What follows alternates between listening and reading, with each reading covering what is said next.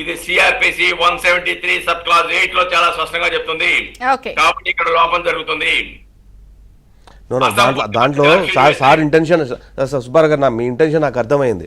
But ఇక్కడ CBI waiting for supreme court orders.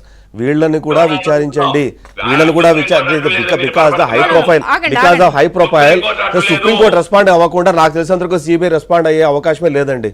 Supreme court respond అవ్వాలి. Supreme court ఏమందండి? అవును, investigation ఇది ఉందా, లేకపోతే బ్యాలెన్స్ ఉందా, మేము ట్రయల్ స్టార్ట్ చేయమంటారా, లేదు ట్రయల్ కోర్టుకి వేరే కోర్టుకి ఇస్తుందా, తెలియాలి కదా. Judiciary has responded, sir, now. Not CBI. Judiciary has responded now. Vidyasagara garu, please. 173(8) కింద CRPC కింద at any time the investigation చేసి తద్వారా వచ్చిన ముద్దాయిల్ని యాడ్ చేయొచ్చు. అంటే సార్ మీరు చెప్తున్న దాని ప్రకారం ఇంకా కొంతమందిని పిలిపించి చేయించొచ్చా? సుప్రీంకోర్టులో ఎందుకు విచారణ లేట్ అయింది అంటే దానికి జవాబు లేదు. కానీ ఇంతవరకు సునీత గారు ఎందుకు అన్నిసార్లు పోయి కేసు సాక్షి చచ్చిపోతున్నారు, మీరు ట్రయల్ చేయండి దీని మీద అని అడుగుతుంటే దాని ముక్కు లేక సిబిఐ వాళ్ళు మేము ఛార్జ్షీట్ ఫైల్ చేశాము, ఫర్దర్ ఇన్స్ట్రక్షన్ మాకు సుప్రీంకోర్టు ఏదైనా వస్తే చేస్తామని చెప్పి వాళ్ళు క్యూఎంఆర్ వాళ్ళు చెప్తున్నారు. కింద మీద పడి ఏదో చేసి పెట్టారు వాళ్ళు. సుప్రీంకోర్టు రెస్పాండ్ అవ్వాలి కదా అంటే నేను విచారణ తెలిసిందా? ఏం చెప్తారు? 40 కోట్ల రూపాయలు ఎక్కడి నుంచి వచ్చిందో ఆ దిశలో విచారణ జరిగిందా చెప్పండి సార్. ఏదైనా సరే సుప్రీంకోర్టుకి ఫైనల్ ఛార్జ్ షీట్ ఫైల్ చేశారు.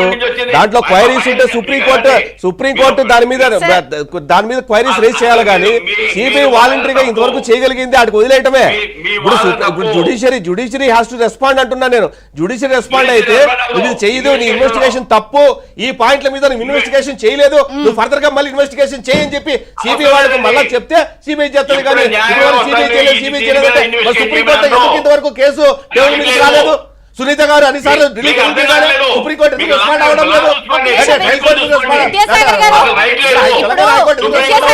ఇక్కడ సుబ్బారావు గారి మీద మనం అరవడం వాళ్ళు కదా, వారు ఇలాంటి ప్రివిలేజ్ ఉంది, ఇలాంటి క్లాజెస్ ఉన్నాయి పాసిబుల్. ఆగండి సిబిఐ వాళ్ళు ఇంతవరకు వాళ్ళు చేయడమే అబ్బో మహా గొప్ప అనిపించి. ఇప్పుడు judiciary should be intervene in this issue. నువ్వు ఎందుకు ఇన్వెస్టిగేట్ చేయాలని చెప్పి సుప్రీంకోర్టు సిబిఐని అడిగి నోటీస్ వాళ్ళు విచారణ చేయమని చెప్తే కానీ ఇది ముందు కదలదు నేనంటున్నా నేను. కదలాలంటే సుప్రీంకోర్టు ఇంటర్వ్యూన్ అవ్వాల్సిందే. సునీత గారు జుడిషియరీ మీద ఇంటర్వ్యూన్ అవ్వాల్సిందే. ఆగండి విద్యాసాగర్ గారు, ఆగండి. సార్ చెప్పండి, పాసిబిలిటీ ఉందంటున్నారు. సరే వాట్ నెక్స్ట్? సుప్రీంకోర్టు మేడం గారు, సుప్రీంకోర్టు కాదు కదా, ఏ న్యాయ వ్యవస్థ కూడా ఈ పాయింట్